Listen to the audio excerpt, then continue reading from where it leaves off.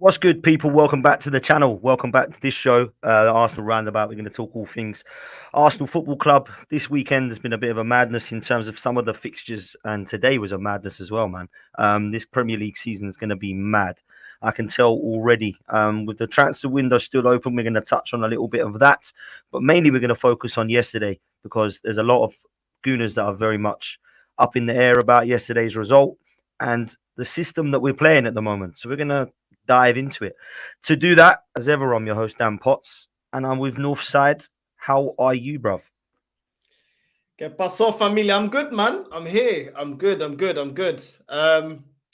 Just away from football, I'm always good. But when it comes to Arsenal, it's a different conversation. But love for having me on, bro. Yeah, love, man. You're always welcome. You know that. And of course, somebody else who needs no introduction and is always welcome on this show is my boy, Kenny Ken. What you telling me, Kenny? Hey, I'm all good, mate. I'm all good. You know, as I said, I always try and make that voyage to go and watch the best club in the world play. You know what I mean? I love watching us play, but sometimes, you know what I mean? It's hard work, man. Watching us, man. We're making a mountain out of molehill, and I've got a major fear. As much as we would like Arteta to revert back to the old formation and system, whatever you like to call it. I think this is a system that it's probably set in stone. I really do fear that. I do fear that even if you get Havertz out of the first team, then what will happen is that Vieira will still play alongside Odegaard and Rice, and we're still going to have a conundrum of Partey at right back, because that is exactly how we were playing towards the end of last season. If you look at the games against Brighton at home, and then obviously Brighton and Wolves at home. Those last two games, where was Partey playing right back? So people say this is an experiment. It's continuing to the extent it's the system, because that's why I'm really pessimistic about the whole thing. We know who our best midfield three is, but the manager thinks otherwise, and this is going to bite us up the backside. I seriously have concerns about a lot of these team selections. The number one situation in goal, that's a major concern for me. Major. Yeah, there's a lot, man, and we're going to dive into it. Northside, let's start with you. Before we get into the actual game itself, I wanted to get your thoughts on the actual last couple of games, and I want to kind of put this into three. And the reason I want to do that is because a lot of what I've been saying has all come to fruition in this game. And it feels like just because it's a separate game, we're going to treat it differently. Now, winning cures everything in football, right? So when you win, everyone's happy. But I had serious concerns about this system because I felt it was confusing, overcomplicated, and didn't really look convincing. And that's against both Forest and Palace before even touching on Fulham, right? But because we won, everybody was happy. I just felt like, and I said it to Turkish, this ain't right for me. I don't really look at this Arsenal side in the same way that I do. I don't have confidence that we're going to blitz teams anymore because I don't think the system is set up correctly. And from what it's supposed to do in terms of putting another man in midfield, being more solid at the back, and having a lot more creativity options in attack, I don't think it's doing really any of those things other than allowing us to keep possession of the ball. Now, possession's great if you're doing something with it. But for me, possession is poor if you're just passing it around and not really creating much. Now, there are definitely issues at the back and in front of goal. But for me, the whole system just looks a little bit imbalanced at the moment. So I wanted to get your thoughts before going into this game of some of the team selections and this Gabriel thing. Why is he out the team? Is he leaving? Is he injured? Is he not fit yet? All of these things go through my mind. So some of your thoughts, Northside. Let's start with the defense. We've got Thomas Partey playing as a right back when we already know he's going to get exposed one-on-one. Thomas Partey is not the quickest player ever. He doesn't offer what Ben White was offering last season, overlapping Saka when the opposition put two players on Saka, knowing that he's probably our best player in the squad. Saka, what happens is playing Partey as a right back. One, it's not his natural position. Two, you take away that extra pass, that extra lane, that extra option away from Saka when we are trying to attack the opposition. Then you look at Ben White playing as a centre-back. Ben White was poor as a centre-back. The season that we were trying to get top four, 10 games to go, we bottled it to Tottenham. Why? Because we persisted playing Ben White as a centre-back. Last season, we saw the best from Ben White playing as a right-back. And a lot of us, including myself, that didn't rate Ben White, actually started rating him as a right-back. I actually started thinking he's all right. Why is it that this manager's once again putting him as a centre back? We already knew that our best centre back pairing last season was Saliba and Gabriel. Why change that? Everybody in the fan base, whether you're Arteta in or Arteta out, have agreed that our best centre back pairing is Saliba and Gabriel. Makes completely no sense to be putting Ben White in that position when you can put Ben White on the right back position, which is his best position. Then you've got Kivior playing on the left. Defensively, he's not that great. Last season, let's not forget that when we got an injury to one of our centre backs, Kivior played as a centre back, got put on the bench ahead of Rob Holding, a Rob Holding that we should be moving on. That hasn't been good enough. But all of a sudden, this manager thinks that he's good enough to play as a left back. He doesn't overlap Martinelli, doesn't give him another option. And defensively, at times, he's getting cooked because I don't even think he's a left back. I think he's more a centre back. And even playing as a centre back, he ain't good enough. I don't know what he offers. We had Zinchenko last season that everybody was telling us when we were saying that for all the good that Zinchenko does, giving us an extra body in midfield, defensively, he just lacks too much. Switches off, doesn't track his man down. I remember seeing Zinchenko get skinned. But then you've got Kivior. He doesn't give you what Zinchenko does going forward. And defensively, he's just as bad, if not worse. So I don't understand playing Kivior in that left-back position. I don't know what he offers us. He's not going to stretch defenses. He's not going to run down the channels. And he's not going to add you an extra body in midfield because he's not technically as good as Zinchenko. And everybody, all these super fans were coming out with the same bukaria about, oh, we have to play with Zinchenko. It's pivotal to the way that Arteta plays. Why have we gone away from that? Makes no sense. Then you look at the midfield. Odegaard, I've been saying that we need to upgrade on Odegaard. Odegaard got what, 15 goals last season, something like that? Double figures on assists as well. Odegaard in this system looks ineffective. The season, my issue with Odegaard was in the small games, like the teams that we played, Fulham, Crystal Palace, Nottingham Forest, that's the games that Odegaard was sourcing, creating, and actually being effective. This season, even against teams that we're expecting to get 3 points, Odegaard's in and out the game. Most times he's just walking around, not creating anything. And then the worst of the whole midfield is Havertz. I mean, I don't rate Xhaka, but I tell you what, Xhaka offers a lot more than Havertz. Xhaka, when you take away from him the defensive duties, Xhaka will overlap Odegaard, run past him, give him a passing option, will look for the front three, will once in a while give you a Xhaka boom. Do we get any of this from that filo da puta in Havertz? No, we don't. We have completely downgraded. And Xhaka wasn't even the level because the best we saw of Xhaka wasn't enough to get us a major honour. Then you look at the front three. Obviously, Saka, Martinelli, we like. Through the middle, we still don't have somebody that can bag us 20 to 30 goals. Not good enough. And I know Nketiah scored against Fulham, but ultimately, in the game before, we saw exactly why we can't trust him because too many times he doesn't put the ball in the back of the net. And what annoys me up ahead of everything is this midfield is no longer creating. We used to have Xhaka creating. We used to have Odegaard creating. Now, our main creators are Saka and Martinelli. If they don't create, this midfield creates nothing. And then we have Fabi Vieira coming in and actually showing up Havertz. Fabi Vieira, that guy is poor. And he come on and showed up Havertz. It's an embarrassment. It's a complete embarrassment. I don't understand what this manager's doing. There's a lot of things I liked last season, a lot of things I didn't like.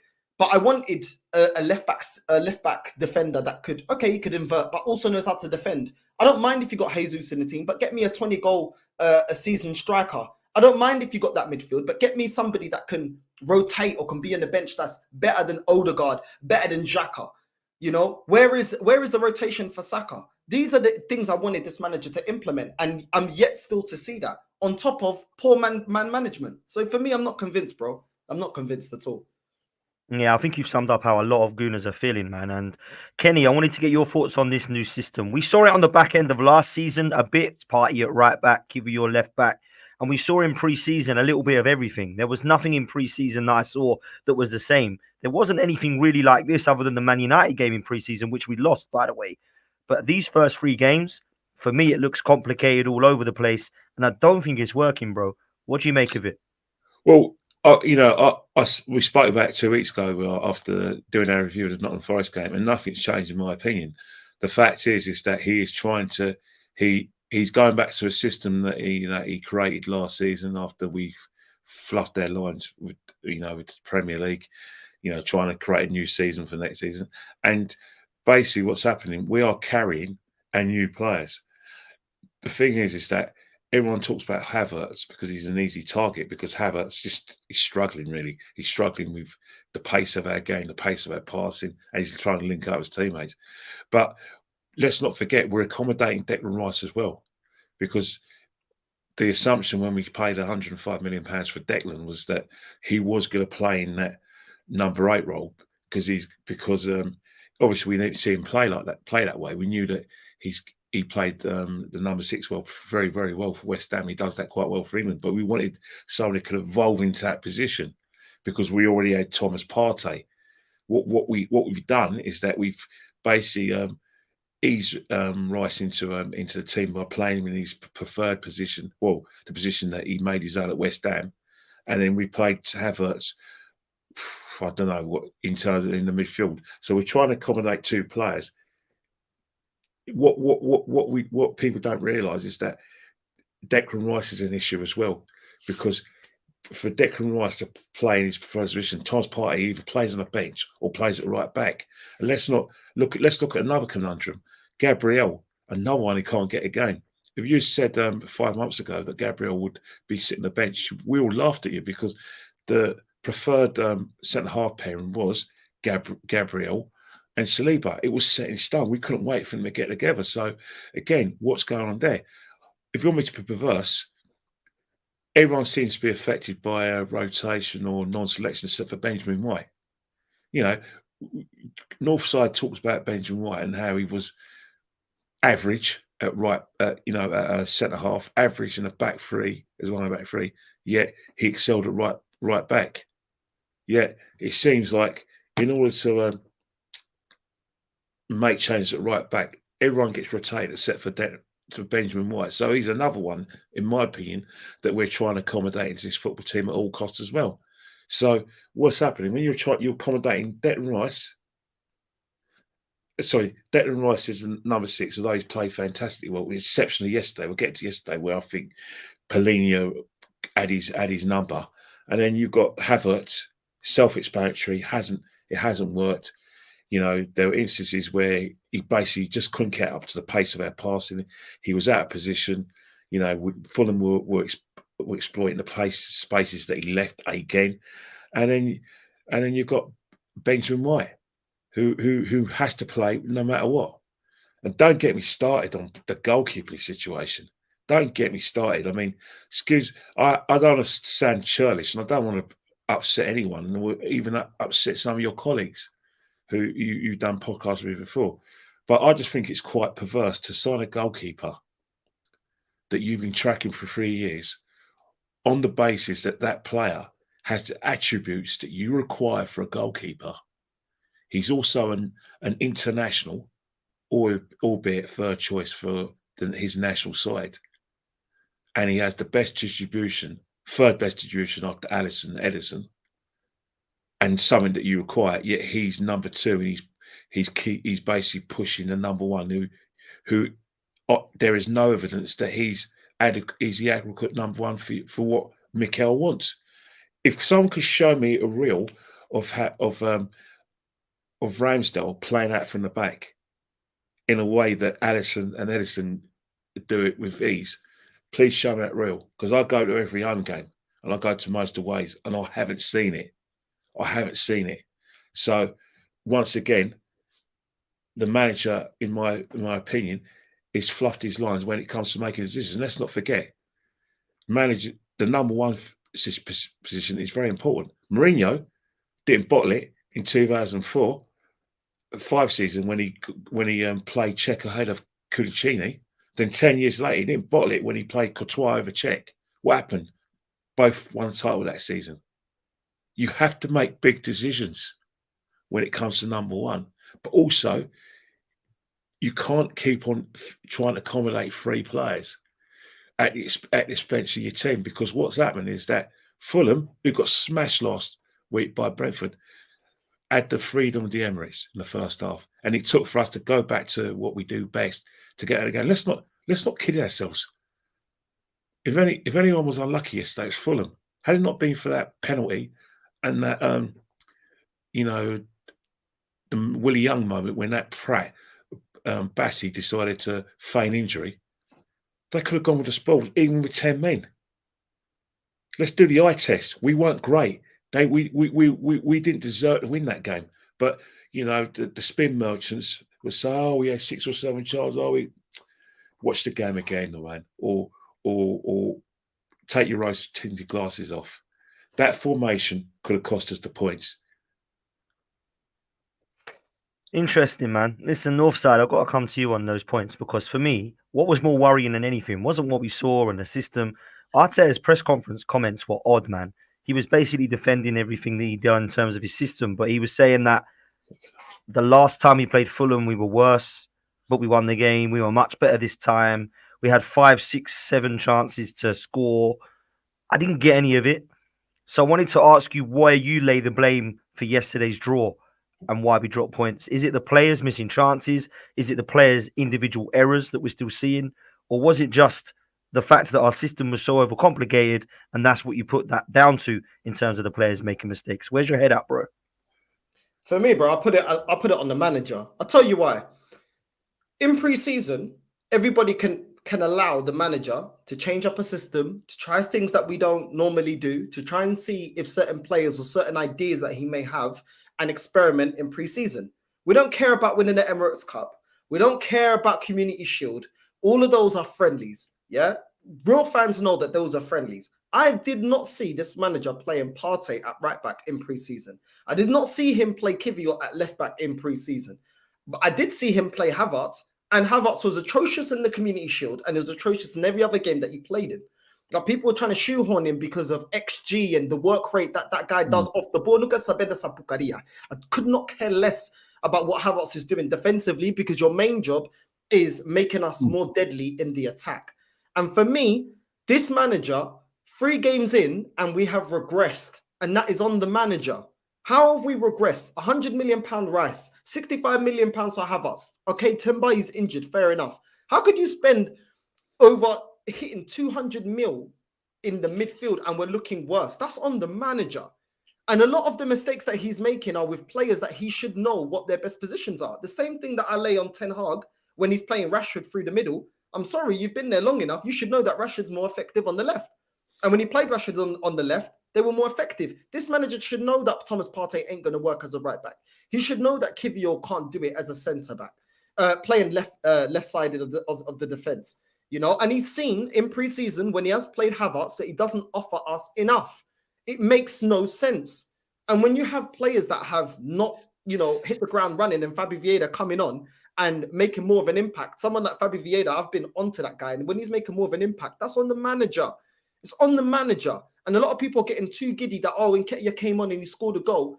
At the end of the day, we've seen this before. We've seen Nketiah score goals. But when it comes to the crunch end of the season, he doesn't have the minerals. And then when you look at that bench, on top of everything, it ain't good enough. Reece Nelson was part of the light squad last season. Nketiah was part of the light squad last season. I don't care if he scored today. He didn't score in the last match. He's not clinical enough. You know, Jesus, fair enough. We won't go into Jesus. Zinchenko was a big part of the reason why we got into a title race, but also a big part of the reason why we bottled it. Because his lapses in concentration at left back left us exposed in a lot of games. We saw it again yesterday with Zinchenko. Exactly. Then you got Smith Rowe, another one that the fans, all of a sudden, this fan base love to give chances to Smith Rowe. But when it's Partey, you remember earlier on in the transfer window, I'll get rid of Partey, he's too injury prone. Oh, let's get rid of him. Oh, Tierney's too. Oh, no, we'll get rid of Tierney. But ESR, let's be real. When have we ever had him fit for a whole season? He was part of the light bench last season as well. He was on the bench. You know what I mean? Fabi Vieira, Jorginho, all the 90% of that bench, yeah, in these last 3 games are the same light bench that we had last season that everybody told us is why we can't get over the line. That is also on the manager. Away from the tactics, that is on the manager. The fact that he's bringing on and throwing everything at it, bringing on Nketiah and Fabi Vieira against Fulham is on the manager. And ultimately, I can't get onto, listen, I can't get onto Partey for not playing well as a right back when I know he's not a right back. I think that would be a bit delusional of me to do that. I don't think it's fair. It's not fair of me to get onto Kivior and just slam him for playing as a left back when we know we've bought him as a centre back. Do you know what I mean? So when I'm seeing all these type of, I can't Trossard. I love Trossard, but I don't think Trossard was amazing yesterday. I don't. I think No. he was right. I don't think it was amazing. I But was Trossard calling looked for him, very. Northside. I was calling for him, man, and I thought he was poor, bruv. But Trossard, bro, last season when we got him in January, he didn't have no preseason with us. Came in January, and he was sourcing under the way that we were playing last season. Agreed. If somebody didn't know Trossard, you'd think he was a striker. He fit in perfectly with the way that we Agreed. were playing. So for me, when I'm seeing Partey going down in his performance, Kivior, I'm seeing Havertz still looking trash. I'm seeing Odegaard regressing this season. I'm seeing Trossard regressing this season in terms of their performances in this team. I have to put it onto the manager, because when the system was different last season, all these three players were sourcing for us last season. It has to be on the manager. It has to be a system problem. It's an interesting point. Kenny, I wanted to come to you on Kai Havertz because I thought yesterday he was really poor, man. Really poor. And I've not really been on his case for the first few games because I thought he was all right. He didn't really do anything amazing. But at the same time, I didn't think he was a shambles. But yesterday it was poor. And do you know what winds me up so much? And maybe I shouldn't. Maybe it shouldn't. He's got a Mesut Ozil, Andre Arshavin body language about him that really winds me up. It looks like he's putting in any effort at all, man. And I don't know. He does press, don't get me wrong, but yesterday was poor. Do you think Mikel is shoehorning him into this side, or is it just because Jesus and Zinchenko have been out that he's getting a game? No, he's shoehorning him into his side. You know, remember, a lot of people need to realise when you say, you know, he's shoehorning him into the side. Yeah, he is. The reason why he's shoehorning him is because it was his choice. You know, people need to sort of like remember Mikel's title. People like to think, oh, it's not Mikel, it's Stan, it's Josh, it's Vinay. No, Mikel is part of that transfer committee as the team manager. He has overall control over football matters at the club. Don't give him a buy here. He earmarked this player, and he's trying to show himself. He's bought this player on reputation because in Germany he's seen as a generational talent, the same as Mesut. You know, for some reason, Mikel has memories of what a potentially great player he was at Leverkusen. Yet, because he certainly isn't buying him in his Chelsea form. I think what's happening with Kai Havertz is that he's still living off, scoring that winner in Porto 2 years ago, and obviously he's living off, a few good performances in the Euros, albeit Germany not even getting to the quarterfinals. So that's the whole situation. He has to find a place for him. 1 minute we're thinking it's the number 8 position because we think that he's like I said, he's got good technical ability. He can find a pass and he has an eye for goal, but that hasn't materialised. He's been completely off the pace, and I don't mean off the pace in terms of like his pass. It's even off the ball. He's awful. I mean, there was an instance yesterday before he got hooked off where when we were playing well last season, the first line of defence is the attacker, the guys furthest forward. He didn't do anything. The crowd that have a go at him. I'm sure Mikel looked at it and went, "No, this can't work." So it's a whole situation that of Mikel's making. By all means, buy anyone you want, but you have to have a plan for the player. But you can't internally carry him because you've got a situation where last season we won 5 games in a row. That enabled us to mount a challenge for the league. And then after we lost to Man United, we went on another run of wins. Right now, we're experimenting. Let's not forget, we've got the conundrum of other teams beginning who are going to raise their game against us because they see us as a threat now. They see us as challenges for the title. Plus, they've worked us out.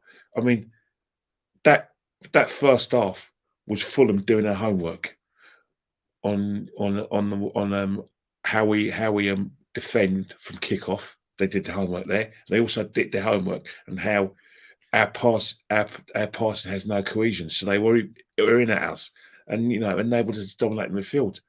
Now, if Fulham could do that, better teams are going to be able to do that. So he has to make a decision on Havertz. Either bite the bullet and play him in the position that he played for Chelsea and see how it goes. But under no circumstances keep him in that engine room, especially when we've got to do a lot of defending from the midfield area. that it's not working. People might think, oh yeah, he's got a bit of time, it worked, blah blah. Well, you play Man United next. We don't even know what Man United's going to come out. And Everton are pathetic, but I'm sure they runs the game because it's us. And then you got the North London derby, where Spurs have had a few hammerings from us. They may look at that formation and think, you know what, we've got a chance here. He's got to make a decision, either stick with it and get better cohesion, or go back to what we do best. It's on him now. There's no hiding place for Mikel. Trust me, Mikel's going to be judged on his signings and how well they do. Right now, the shadow over Mikel was Havertz. He's got to get that right. Because if he doesn't get that right, his job's on the line. Yeah, there's serious pressure Northside on Mikel Arteta this season anyway, in terms of winning something at his club. But for me, signing Havertz, that just puts even more pressure on your head, because you've already signed Fabio Vieira, who, by the way, was quality when he came on yesterday and deserves his flowers, right? But that was £38 million or whatever it was. To add 65 million on top of that and have £100 million, that's a lot of money on two players when you look at Maddison and Diaby this season, who would have cost you both 80 million combined. That, to me, would have been more exciting. I said it in my last fan cam of the season last year. I said, I want Maddison, I want Diaby, I want Rice. There were the three names that I said that we needed. And it looks now that Havertz has kind of come in as a replacement to one of those that we could have got. Now, I can't sit there and moan about it too much because it's done now. But this guy's got to get the best out of Kai Havertz, because for me, it is going to look incredibly embarrassing for him when he has gone and spent 65 million on a player as opposed to getting another player in a different position, and this doesn't work out. It's going to be hard times for him, man. So he's got to make this worse, bro, hasn't he? The thing is, Dan, we need to ask yourself, what is he seeing that we don't see? What was he doing at Chelsea last season that made him think, right, I'm going to go and get this player? Because last season, you speak to Chelsea fans who, in a day, they're more important than me in terms of like viewing the player, because they know more about the player because they've seen him live. They are perplexed about our decision to spend that money on Havertz. They don't get it. They think Arteta's off his rocker. I mean, I've tried, from a footballing point of view, to see what he brings. The only thing I can give Havertz is that I understand that he is technically gifted. He's probably our most technically gifted player. Him and Pepe, perversely, are probably more technically gifted than Saka. But Saka, when it comes to effectiveness and results, and in terms of like future potential, he's levels above them. You can have all the technical ability in the world, but if you can't apply it, I'm sorry, it's not gonna work. And you're right, we are getting in this Mesut Ozil territory. But the problem with Havertz is that we've been burnt by Mesut Ozil. He's not going to get that kind of kudos that Mesut Ozil got from, the Mesut Ozil injury series, where because Arsenal fans had a goat who played for Real Madrid in the team. No matter how well he played, we thought he had a good game. If he took a corner and they scored for a corner, Mesut Ozil assist. If Mesut Ozil, like I said, did one pass and did nothing, Mesut Ozil assist. So that's the territory that we were in with Mesut, because of his technical ability that we know he has. I don't think Havertz is going to get that kind of call, because we're naturally suspicious football fans, especially when we buy players from Chelsea. That the first thing that made us think, what? Not another Chelsea player? What, him? That's what we're thinking. That's what we all thought collectively. No matter how much certain people in both your industries are trying to look at the positive of it and say, oh yeah, Mikel knows what he's doing, I'm sure he can get the best out of him. And then they started getting videos of his Leverkusen days. It's still an enigma. The players are an enigma, and the whole situation is enigmatic. You know what, Kelly? What's wrong? Another thing I haven't seen many people talking. I haven't seen anyone really talking about, even away from Kai Havertz. Yeah, Last season, when we're coming up against Man United. Last season, the first game that we played Man United, how did they have joy? How did they beat us on the counter attack? All they did was just all Man United did is they had their best part. They basically had no holding players. They hit us on the counter attack, but they made sure they had their most accurate passes in the midfield. They had Fernandes and they had Eriksen, and they just said, right, Rashford, we're going to find you. All you got to do is run in between Saliba and Gabriel. You're in, and that's exactly what they did. And that's exactly my point. Yeah, a year on, we've not improved on that. And actually, this manager is making us worse on the counter attack because Adama, in the 90th, I think it was the 92nd, 93rd minute, he was straight through on goal. And that was from our corner. That was from it was straight from a corner. It's from a corner, the whole situation. But if you look at the game itself, Fulham had Polina in midfield, who held but could pass the ball. Then they had Wilson, who was like a pass, and then they had the running ability of Pereira, who basically was running past Jimenez. So what was happening is we couldn't deal with it because what happened every time we tried to make the pass, Havertz is off the pace, Declan Rice is having to do 2 or 3 people's jobs. They always had the spare man in midfield, and that's the situation. We don't want to against better teams. I think everyone talks about Man United that they don't have holders. And people might run past them, and we might get away with it. But longer term in the Champions League and against teams that do have bodies in midfield, we're going to get absolutely mullered. We're going to get mullered. And this is what I'm saying, Kenny, because now on the counter attack, he's putting Partey as a fullback to run back, where he's got no legs, and he's got Kivior. So we're even worse than last season. I mean, I'm expecting this manager to make us less susceptible to counterattacks. We got hit by counterattacks loads of times last season and conceded loads of goals. And now we don't no longer. I mean, Ben White, I was always 50-50 with Ben White at certain games because Ben White isn't the fastest fullback there is out there. And then you've got Zinchenko that can run, but defensively is shaky. And the way he reads the game defensively is shaky. But I would still prefer them two over Partey right back and Kivior left back. Well, we were so lucky, bro, that Adama, his worst attribute is scoring, because they could have won that extra time. They could have won that. And the thing is, North. I know. The thing about it is that you made some points about it, like in terms of like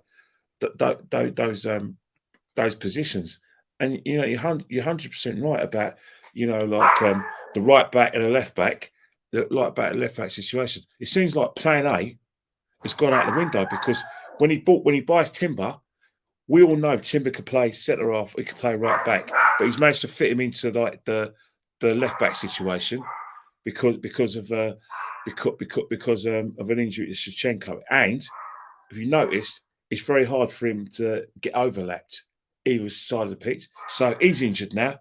That's Plan A gone out the window. So we're now back to Plan B, and I think that's another situation which the manager hasn't been able to deal with.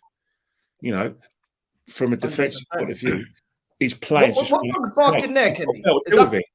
Is that win? Is that win barking at Arteta that we didn't win the last game? Barking. No, that's my dog Theo. The dog Theo. Don't get me wrong. He ain't getting no treats if he dispers my podcast. I don't know. I want to do something. I want to do something to him and tell him off. But I'm sure like people have to get the RSPCA out on me if I that's up. It's like you can't be horrible with cats and dogs. He's unhappy, mate. He's unhappy with the system of Arsenal. That's why he's barking. And you know what I mean? I mean, I'm not sure it's funny, right? I saw something last week in a major sporting event, and I thought if that person acted that way in this country, we'll be talking cancel culture forever. Listen, Northside, let me come to you. I think we all know what we need to see happen or what we want to see happen. And that's going back to what we believe put us into a title race last season, which was our best 11. Do you see that happening against Manchester United? Because Zinchenko looks like he's back and we know Jesus is back. There's rumours I've seen today that Eddie Nketiah may miss 4 to 6 weeks. I don't know how true that is, but that's what I'm being told. If that's the case, we'll come to it a bit later on the stream. We're definitely going to need a forward. But do you think that we will see Arsenal's best 11 against Manchester United. And by that, I'm talking Jesus, Saka, Martinelli, Partey, Rice, Erdegaard, finally in the trio in midfield. And then a back four of Ben White, Saliba, Gabriel, Zinchenko, and the goalkeeper. What do you think, bro? Nah, I think this manager's too arrogant. I don't think we'll see the best. He may put in Zinchenko over Kivior, but I think he's going to persist with this Havertz guy, bro. I think that he's trying to make a point with it. And I think there's been enough games for him to realize, okay, let me, put Havertz on the bench, maybe use him as an impact sub or something. But he's persistent with this. He's persistent with Partey now. How many games is it now that Partey's playing that position? So yeah, I don't really see him changing it, bro. Like I know a manager, you got to believe in yourself and believe in what you're trying to do. But I feel like he's set on trying to do what Pep is doing. Arteta never played centre backs as fullback position. Pep goes and plays centre backs in the fullback positions, wins the treble, and now it looks like Arteta is trying to do the same thing. But we don't have the same quality of players, and that's why it's just not going to work. And he's not the same level of manager to coach these players into doing what Pep has got them doing. So I think he's going to persist with it. I think he's trying to prove a point with Havertz, and yeah, I think that's just what it's going to be. I don't see us putting out our strongest lineup, if I'm completely honest with you. And even if we do, I see the players being a little bit confused because with football, you need a little bit. Football is a momentum game, and you can't just keep changing the system. Players need to play a system week in, week out to get used to a certain type of system. I think if he puts the strongest lineup, you'll see a better performance. But I still think that we're going to be looking a little bit all over the place because these players are one week being told they need to track back and defend. Another week they're being pulled out of position. The next week, oh no, don't stop what you're doing in the other thing, and don't attack the final third and sit back and do this. It's just too much. You know what I mean? And as a player, I think he's confusing these guys because they're genuinely looking confused. A lot of these players. So I don't see the cohesiveness that we had last season. There was a cohesiveness, there was a belief, you could understand that the players were understanding where they needed to go, where they need to make runs, reading the game, reading when to sit, when to go, when to run down the channels, simple things. And this season, we're not seeing that, and it's all over the pitch. It's not just one or two players, it's all over the pitch. So I don't know, bro. I don't see, I think he's going to persist with this system, and ultimately, I think this season he's going to get sacked. Wow, really? Do you know what, right? Just on that point, I don't think the Cronkies will sack him unless we come really bad. And I'm talking like 7th, something like that. Oh, he won't get sacked. Dave Nant, he won't get sacked unless the match going fan and rebels. The fact precisely is, that is facts, Kenny. And I don't know that the fans will, mate. Yeah, but the thing about it is that there's, whether Arteta likes it or not, whether his fan base like it or not, progress is only going to be, like I said, how to say it's going to be like identified by if we win something this season. We have to go one better, and that's the situation. I look at it now: 4 years without a trophy, 20 years without winning the league, 30 years without winning in Europe. He has to deliver with the amount of money he's been delivered by the manager, by the board. We're talking about nearly £700 million in 4 years. Also, we've got to look at the situation when his position and decision making he has within the club, and the responsibility and power as well. So there has to be some sort of reward in the end of it. It has to be this season. You can't be unlucky as we in 2022 when you didn't get the top 4. You can't be unlucky when you don't win a league. 3 times unlucky is just not good enough. You have to deliver this season, and the only best way to do that is get a settled side. But if you notice with Arteta, because we've all been doing podcasts for 2 or 3 years,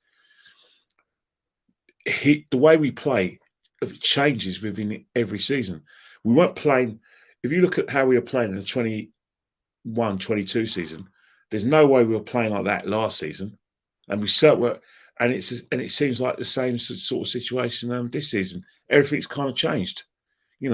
Every season it seems to be a new style of play and a new kind of system with this guy. He can't settle in a system. Look at it. The car crash, which was a 2021 season, it was like he was making up as he went along, he was trying to accommodate players or trying to accommodate players out of the team. And then the second season, it was trust the process. And then when we went to the league, it was a case of people refusing to abandon trust the process because, well, you didn't really expect Arsenal to get in that position because, I've been happy with fourth. Now, when he's got to deliver, he's changed the system again. And the personnel. So when is he going to settle on a system like his mate, up there, up on the M1 in Pep Guardiola, or like Klopp? Why does the system have to always change with this guy? Why is he always experimenting? Well, let me ask you this, Ken. Let me ask you this. I just asked Northside, do you think we need to revert back to what worked last season? I think we all believe that is the case. Do you think that he's going to? Because Chaitanya has said here, lads, do you think Arteta starts Raya versus United? And I wanted to touch on this because there's some mistakes at the moment from our players. I thought Saka made some yesterday. I love him, but he deserves to be called out when he's had a bad game. I thought Erdegaard was pretty poor. I didn't think Martinelli was really effective either. I didn't think anybody in the front four was really that effective yesterday until, of course, Vieira and Eddie come on and did what they did. But Ramsdale's positioning was pretty poor, man. For that goal. How many times have you said that? You look at the goal that he conceded that got us out of Europe last year, out of position again. Look at the the common denominator when we concede goals in the first minute. The position of him. Look what Southampton. When we basically put the white flag out, he was at fault for at least a couple of goals. No doubt about that. And so the situation. I mean, to be fair, he did save us at the end with the save from Traore. And that's the situation. He has good games, but there isn't a consistency with him. I'm still yet to be convinced that he's an actual number one that commands his area and commands confidence throughout the whole team. I don't see that. And in terms of what the manager demands, I'm always going to ask that question, and I need convincing. If someone can get me the video reel of him playing out the back to the standards of the two best goalkeepers in the league in Alisson and Edison, if someone could show me that, I will stop demanding that Raya gets in the side, because on footballing ability and goalkeeping ability, and in line with what the manager requires, there is no case for Raya to be on a bench. He has to bite that bullet. He has to make a decision. He has to say, you know what? Ruthless. I have to be ruthless. I think, you know what? I like Karen, but for what I want and what I need from this team, for me to start attacks from anywhere area of the pitch, I'm going to have to make a change at number one. Just like he did with Kieran Tierney, where initially we thought Kieran Tierney was benched because of the fact that he couldn't make games because of his injury situation. But when we saw Shevchenko playing against Crystal Palace, and obviously in subsequent games, against Bournemouth and Fulham, those kind of games, and Leicester as well, where he excelled, we kind of, our heart sank because we knew that it was footballing reasons why Kieran couldn't get a game. It wasn't because of his injuries. We knew that when we saw Shevchenko, we got excited about where he played. As much as I'm going to miss Kieran Tierney. I just want to put it out there. I love him, man. Yeah, no, we all love Kieran. But if we were to do the eye test and swallow our pride, because let's get it right, we don't think this manager's the right man for the job. We swallow our pride and we look from an attacking point of view. I can't argue what Arteta's done in terms of that decision. I can't argue with it. As much as I want to argue with it. So he's made that decision for those footballing reasons. So why hasn't he made? What is the difference with Raya? I don't see the difference personally. I don't. I really don't. It's interesting, man. Listen, Northside, before we come into the last part of the show, which I want to talk about, the fact that the transfer window is still open, that everyone's forgotten about. But we definitely do need players. I wanted to comment on this from Arteta's Muse, which is saying that these early goals we concede are a joke. Now, we've done this against Bournemouth last season, Southampton last season, and straight away Fulham. I sit down yet again, just literally take my seat, and it feels like we're 1-0 down already. Why can we? I've got two questions really. Why can't we keep clean sheets at home? Is my first question, because it's embarrassing now. Like we have seen an average of 4 goals going in the Emirates across the whole of last season, and now it's happening again at the Emirates. We saw 3 against Forest and now 4 again against Fulham. It's never 4-0 to Arsenal, by the way, or 3-1. It's always a madness what we're seeing, right? All these goals are going in. It's mad. So that's my first one. What is it that we can't do to keep clean sheets at home? And secondly, what the hell are these errors all about, man? Because we're fluffing our chances in front of goal. We're conceding goals by stupid errors. And that needs to stop, man, because for me, we can blame the manager, but actually we need to look at the players there as well and say, what are you actually doing? Because for me, that is inexcusable. For me, I feel like we can't keep clean sheets because we've never ever fixed this defense since the Invincibles. Let's keep it real. We've not fixed this defense. We have never been happy. I'm talking about, right, this defense now is what's going to build us to be title contenders. Let's keep it real. When we had Zinchenko playing left back, we're all worried that defensively he's not going to do his job. Then you look in the centre backs. Gabriel, and we saw it in pre-season, always has a bozo gene in him that he could always switch off. Then you look at Ben White playing at right back. We all know one-on-one, he's getting blitzed for pace. If we're hit on the counter-attack, he's getting blitzed for pace. More time, we're very worried when he goes forward because he doesn't have the recovery pace to get back. Then you have the goalkeeper in Ramsdale that for some reason, this filo da puta always has to do some dramatic crap, in punching it out and literally giving it right back to the opposition every time it's a corner, instead of catching it with 2 hands and relieving the pressure and allowing the defense to get back in position. Or running out like we did, running out for that error from Saka, running out of his box for no reason, getting caught out of position and then legging it back, not knowing where his goal is, not knowing where he was, and then getting done. You know what I mean? So are we really that happy with this defense? Because I'm not. And then when you look at the options that we have on the bench, Cedric ain't been good enough. Tomiyasu ain't been good enough. Then if you have injury to the centre-back pairing, well, anyone that wants to big up Kivior, he was put on the bench over Rob Holding. When our starting lineup centre pairing, one of them were injured. So he wasn't even chosen to play over a Rob Holding. And Rob Holding is another option.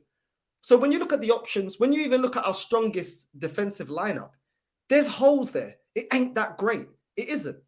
And that is ultimately why we're going to concede. And then to give it a whole full circle, on top of all of that, this manager's now making us even weaker defensively by playing Partey at right back and Kivior left back. Just makes absolutely no sense. No sense. So it is what it is. When you're trying to shoehorn a CDM into the defensive position and the centre back into the left back position, you're just going to make us worse. So that's why to me that this defense we're always going to. What do you make of this Gabriel nonsense as well, Northside? What's going on with Gabriel, man? I don't understand what's going on. And I don't understand why the manager. I mean, have you guys? Let me ask you quickly. Have you heard anything about his reasoning to Gabriel being on the bench? I don't understand as a manager why you can't come out and just say, look, maybe he's got a knock, or right now he's not in form, or what is it? Is he not performing in preseason? I could listen, not preseason, sorry, in training. Maybe he's not performing in training. And I understand as a manager, no matter, you've got your best players, but if they're not performing in training, I can understand you putting them on the bench because they have to turn up in training. And we don't get to see everything that goes on in training. So I can completely understand that. But we need an explanation, especially when 3 games in, we're holding on. We are holding on to a lead, or holding on to get a minimum of a point against teams like Fulham, Nottingham Forest, and Crystal Palace. I'm sorry, that's not good enough. We need explanations. That this manager does not give us explanations. And when you don't come out and clear it out, then we're going to speculate. Because for us, it doesn't make sense. On top of you already playing players out of positions, why is Gabriel not in the team? Because he's on the bench. So clearly he's part of the squad. You either put him in the squad or you don't put him in the squad. The fact that you're putting him on the bench, why is he not starting? It can't be an injury thing, because why is he on the bench? It completely makes no sense to me. Like, I don't understand why this manager can't be clear with us in what he wants to do. Kai Havertz, same thing. When he was questioned about Kai Havertz, same thing. What are you going to do with Kai Havertz? Oh, we're going to say, I got an idea. We're going to put him in the best position. What is that best position? Why can't you tell us as fans to stop the speculation as to why you're doing certain things? come out and just explain these things. I understand when the manager is not going to explain what players he wants to go for in the transfer window. Completely understand that.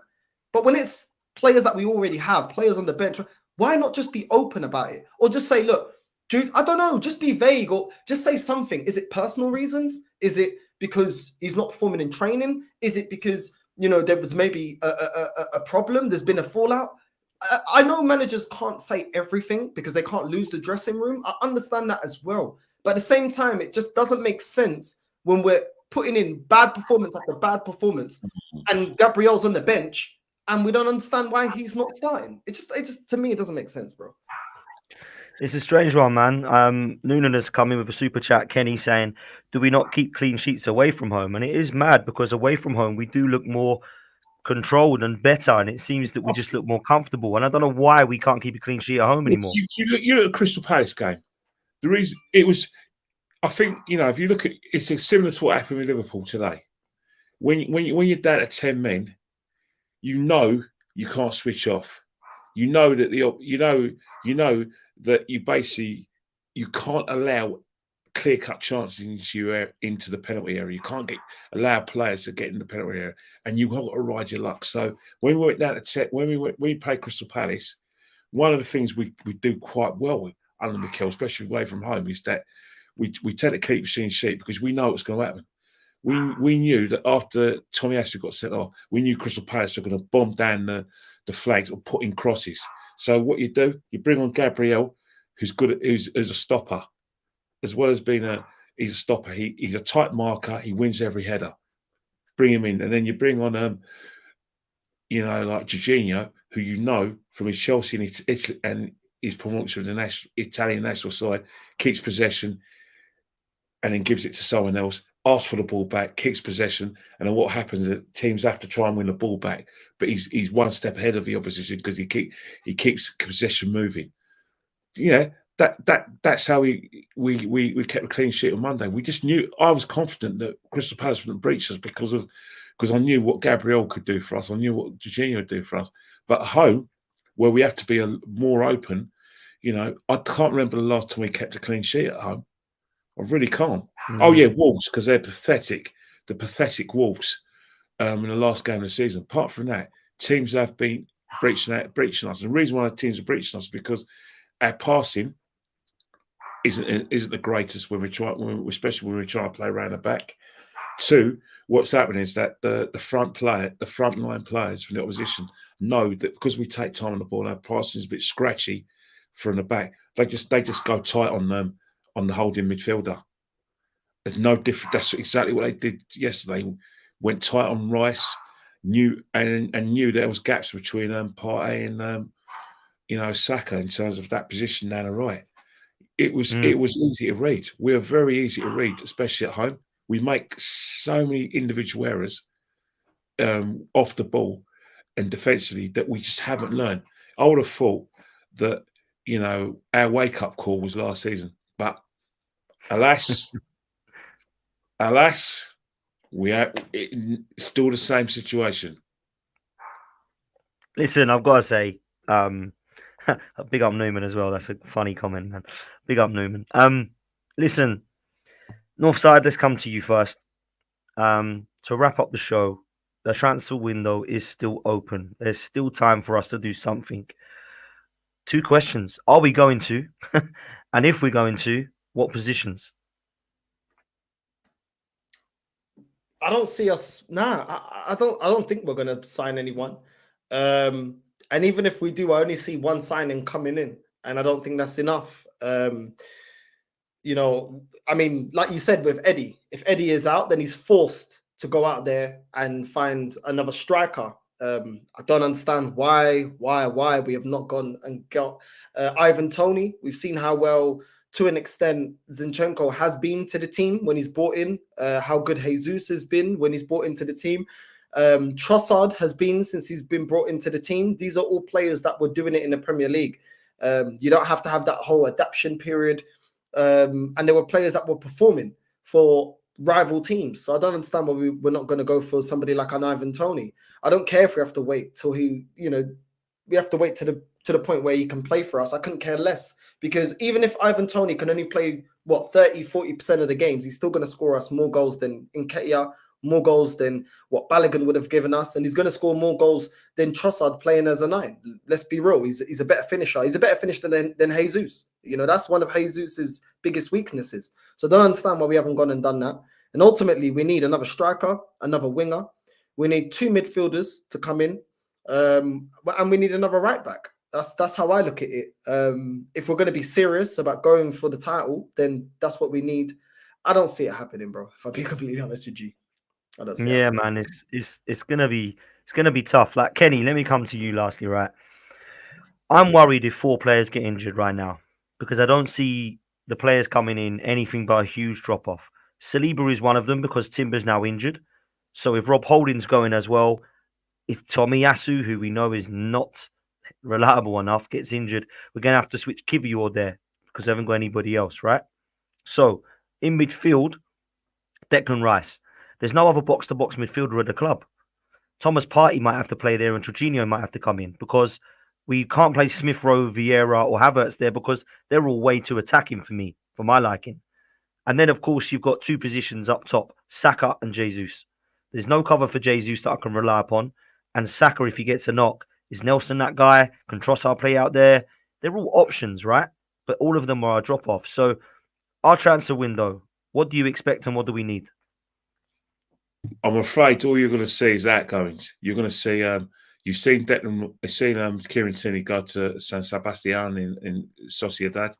And what you're going to see Balogun go to Monaco. And that's it. Mm-hmm. I don't think there's going to be enough time for us to get any acquisitions in. And I think deep down, the manager's happy with his squad. That's how it looks to me. Similar reason. I think we just run out of time.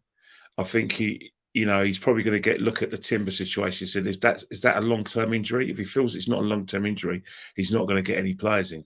It's all about outgoings now. I think that he's been told by the club that that's got to be the priority. And if we had sold Balogun probably maybe a few weeks before, and got Kieran out on loan, I think we would have had time to get more acquisitions in. But he's in his mindset. He's got 2 good goalkeepers, and I'm not saying it. I agree with it, but that's what I think he's thinking. He thinks that we can cope without Timber because he's got Zinchenko fit. Right back situation, he's seemingly happy there. And then centre halves, he's more than happy with centre halves. In midfield, he's more than happy with it. He's happy with the front 3 of Jesus, Saka, and Martinelli. He's got Eddie. So I think for now he's satisfied with the squad. I think there has to be a drop off, either a major injury or adverse results, for him to probably look again in January, because that's what Arteta does. He's very much a reactor rather than proactive.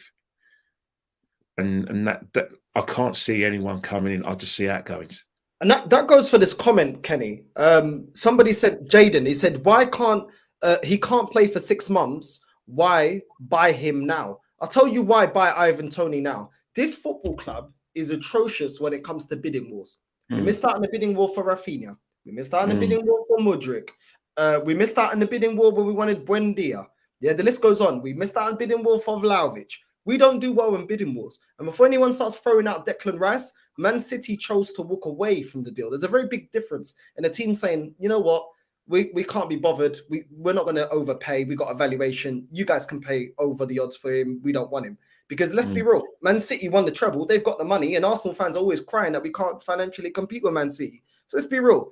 If they really wanted Declan Rice, they would have just kept up in the bid to a price that Arsenal would not be able to match. So let's keep it real.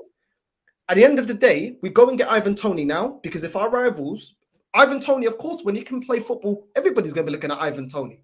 You know what I mean? Spurs are probably going to want to replace Harry Kane if they don't this window. Man United, I still feel like they need another striker. Chelsea may look for another striker. They don't rest on their laurels. And the majority of these teams can outspend us. Chelsea can outspend us. Man United can outspend us. So why allow them to get into the bidding war? I remember when Mudryk told us, oh, he's definitely coming to Arsenal. What happened? Chelsea got in there. They offered more money. They were more proactive. They talked to the player. They grabbed the player.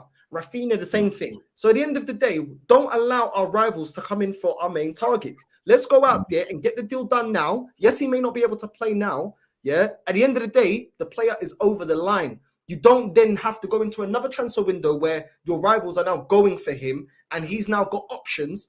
And especially if we continue to play like we're playing, what we did last season, we have to capitalize on what we did last season, which is getting second. And I know it's not first, I know it's not a trophy, but it makes you more attractive and looking like you're competing with Man City. By the time the next transfer window comes around, if we're there hanging on to 5th or 4th, that's a regression. He may be looking at, oh, well, hold on a minute. If Chelsea are sourcing, or if Man United want me, or if Man City want me, or what, why am I going to go to Arsenal now? Because other teams are now looking stronger, or Arsenal looking like they've regressed. So we should be going in for Ivan Toney right now. I don't understand why some people can't see that, but I'm going to leave it there. I'm with you, bro. I'm 100% with you. And I would love him. I think he's the number one that I would take, realistically.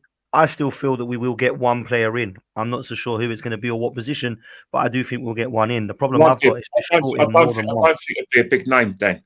If we do get a player in, maybe not. It's going to be a squad player, because that's kind of what we do. I think in terms of like major signings, I think we've made them in terms of like Timber, Rice, and Havertz.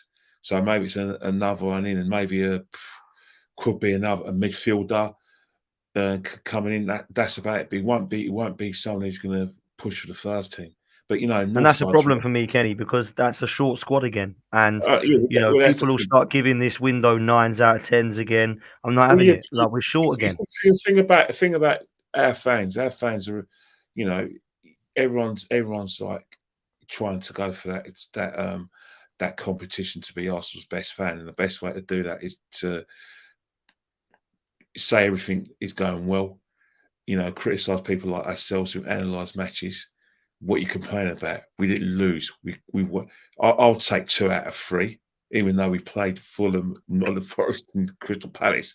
But it's the mindset is that everything's rosy. Like some fans, it's like win, draw, lose. Here ain't the booze. That's how some of our fans are, believe it or not, and they're happy with that. It doesn't hurt them, or when we lose, I suppose. And I suppose most importantly, they don't have a sixth sense. I mean, sixth sense. They'll complain when it goes pear-shaped. If we carry on like this, and it will, they'll be all screaming and shouting. But we're doing it now because we know that you're getting bad footballing habits. That's it. It's hard to get out of bad form. It's hard to get out of bad footballing habits. No matter how much you try, no matter how much you change your pattern, and whether you're suspicious or not, you keep on playing badly. It's hard to get out of that mindset. At the moment, teams will be looking forward to playing us because there is something out there. They know the player's not sure of this formation, and they know that we're carrying a couple of players in a very positive way because he's playing well for us, but we are still a bit lopsided our formation and kind of our system. And it's the same with for the player that he just hasn't delivered for us, Havertz. So if I was like Ten Hag, despite the fact Man United are on much great shakes off the ball, he'd probably think, what, this is a 50-50, mate. This is a good opportunity for us to get a win here. You know what I mean? We've already lost against Tottenham. We they're going to want to come and win 100%. But that's the thing. But he's still going to want to play, isn't he? He's still going to make sure he's still going to look at that midfield and think, hang on here. Look what Fulham done. Look how Fulham did not dominate possession. Look how they're able to get their pacey pacey midfielder into areas where he can get in on goal. He's got Rashford to do that, ain't he? He's got Rashford. If he bins Martial on the bench and plays Højlund, even though it's a bit of a risky to play, but he's your 72 million striker, and just say run past Højlund and get some bodies in, it's an opportunity. It's an opportunity. So Mm. I know at Man United they're going to try and exploit us. So, and the manager should do that. We are going to be in the front foot, but you've got to be in a situation that off the ball, you've got to get in positions, and don't let Man United have a free man, because it will bite us. If Fulham can do it, why can't a better team than Man United? It's, you know what is going to happen? It's going to be either 3-0 Arsenal or 2-1 Man United. It's going to be a check or knife situation. Like, form will go out the window. Arsenal at home, they're going to raise against Man United. They're going to play that pathetic system, and then all the Arteta sycophants, especially the estate and from Barkingside, will just have a look, go at us and say, "You lot are all wrong," and say, "I told you so." That's how football, isn't it? If we won the game, no one will be talking about the formation. They'll be all saying, "What a great game we had!" It's like the Community Shield. That was a myth. That performance 3 weeks ago was an absolute myth. I mean, we were better than Man City, and what a great performance! You're having a laugh. Man City murdered us. They murdered us. But a deflection, a fortuitous goal via a deflection of Ikanji, just changes our thoughts. Yeah, you're right, mate. You're absolutely spot on, Kenny, and I've got to agree with you. Listen, to close, I want you to both ask me a question. We'll start with you, Kenny, actually, and then North Cards, so I can have the last word. What would your 11 be against Man United? Start with you, Kenny. My 11 B is going Ryan goal, right back Benjamin White, centre back Saliba and Gabriel, left back Zinchenko. My midfield is Rice, Partey, Odegaard. My front three is Jesus, Saka, and Martinelli. Whatever side you want to put it. If you want me to start right, it's Saka. If you want me to start left, it's Finn. That's our strongest team. Yeah, that is our strongest team. And unfortunately, Kai Havertz don't get a game. Football. Well, that's the way it is, man. That's the way it is. I never saw Havertz as a starter anyway in this team, if I'm honest. So he wouldn't get in my 11. Northside, what are you saying? Best 11, go. Exactly the same. If we had Tierney, I would have put Tierney instead of Zinchenko, but we don't have Tierney. So literally, yeah, I mean, the only weak link there is Zinchenko. For them, the counter-attacking football from Man United, I think Zinchenko is going to be absolutely exploited on that left-hand side. But we don't have another left back. I think this would have been the perfect game for Tierney.